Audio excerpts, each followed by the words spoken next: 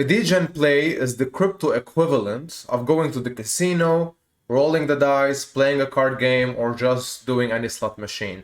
So the main difference here is that you need to have two things. One is you need to strategically plan how you're gonna abide by the rules and come out with some profits at the end.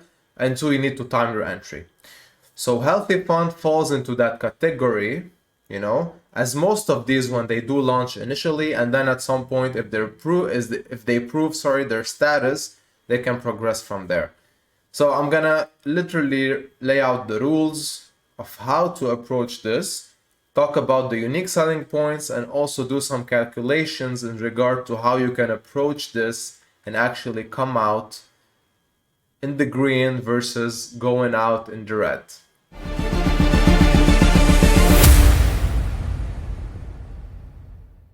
My name is Roy. I hope to install some value in everything I'm about to say. So I'll approach this a bit differently, talk about the unique selling points first. So this one, if you're familiar with projects like Frost Flakes and Wealth Mountain, this one also will have a separate investment fund siphoned from a percentage of people's deposits, right? So they will use this fund to invest elsewhere and give extra revenue to the project. They will start with spot trading bots, as I read and I was told. But I also say that it's perhaps a good idea to use some of that money and go into less riskier plays, as the market has taught us, unfortunately, i.e. farms, pools, etc. So hopefully this will be an option.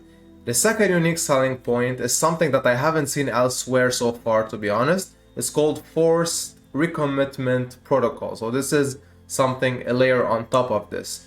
Now, the interesting part about this one is that technically when you invest the first time, you enter a commitment loop.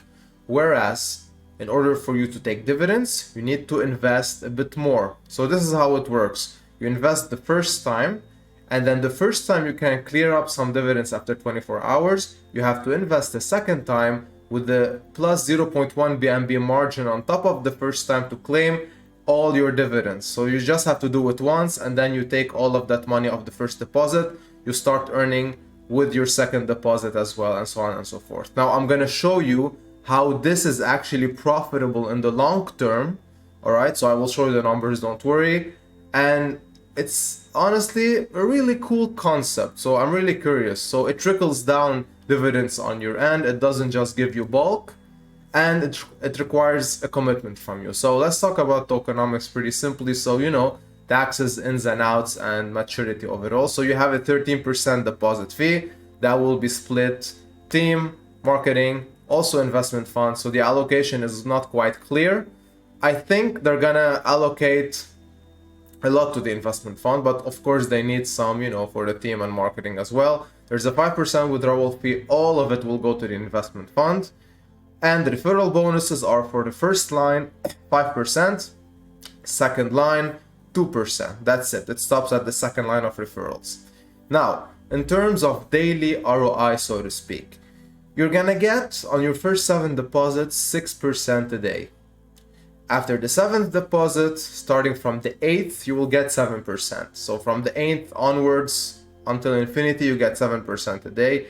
And even though this might seem like a lot, there's a maturity of 25 days, meaning you will stop earning after 25 days roll out. That's it, you stop there. All right, so that will account, if you make the calculations, at 150% using 6% daily and 175% of your initial investment using 7% daily. Now again, all of these numbers are thrown around. I'm gonna show you really, with a live example of how you can actually profit at some point and how all of this plays out. Here it is, a live example of how you can approach this. All right, so I made this as simplistically as I could, and I'm gonna show you when you will break even and when, you're gonna be in a profit position, so to speak. So just for you to understand if everything I just said was perhaps a bit too much or slightly overcomplicated, so let's take this line by line, right? So here is your starting point.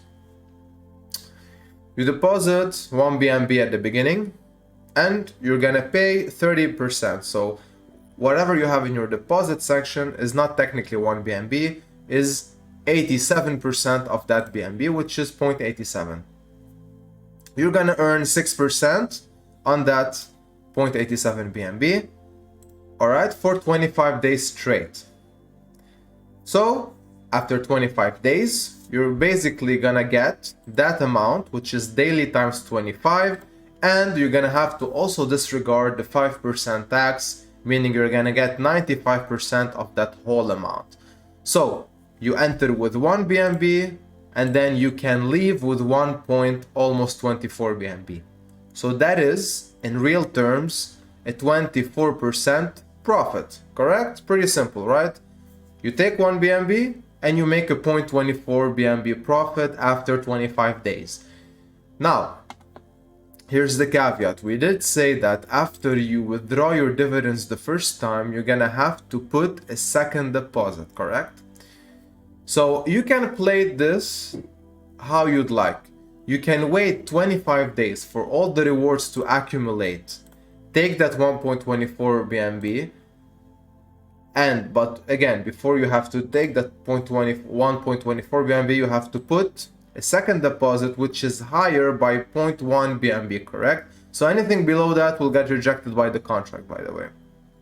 So my second deposit is 1.1 versus my 1 BNB, which was my first deposit. So you can wait for 25 days, put 1.1, take 1.24. Now, so far you've invested, if we just make quick math, that much, right? 2.1, but you've only taken 1.24. So technically, you're still at a loss of about 0.9 BNB, correct? But this doesn't stop there, because you're also gonna earn your second deposit. So after another 25 days, here you are at maturity at 1.36 BNB, meaning another profit of 24%. The percentage bracket of your profit is gonna be static. Keep that in mind, right? So including taxes and including maturity date in 25 days. So you can also play this the same way that you played your first deposit. Wait 25 days, claim, deposit the third time, again, claim, so on and so forth. Now, if you do this, okay, based on my calculations, after 150 days, you'll be in profit overall. Keeping in mind that you've also invested after your 6th deposit, your 7th deposit, and that's it. So 150 days in, you're already in profit, and you still have, profits to make and daily ROI to make on your 7th deposit. And then starting from the 8th, you're gonna get 7%, right? So keep that in mind. So that is, again, if you wait 25 days to claim it all and restart the cycle. But if you just start your second deposit from, let's say, after 24 hours of your first dividend collection, that 150-day period is gonna be so much shorter. So you can just take this into account and understand that if you have the funds, you're literally gonna be committed upfront and take less time to arrive to that 7th deposit versus someone who isn't as committed and doesn't have so much risk capital to play with, that it will take more time for him to do so.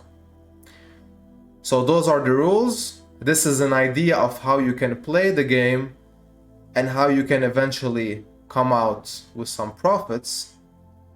And it's on you, to choose the way depending on your risk capital. Again, this is something that is on the higher echelon of the risk scale.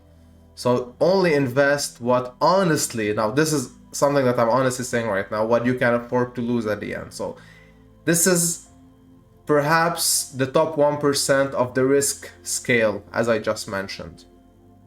Now, one thing to note is that you clearly see that this investment and this protocol will not make you rich, will just trickle some profits at some point, similar to Frost Flakes, if you know Frost Flakes. Now, if they actually stick to their commitment, if they show trades, if they generate profits, if they keep going, perhaps this will be a cool protocol to try out, right? So let's see. I don't know.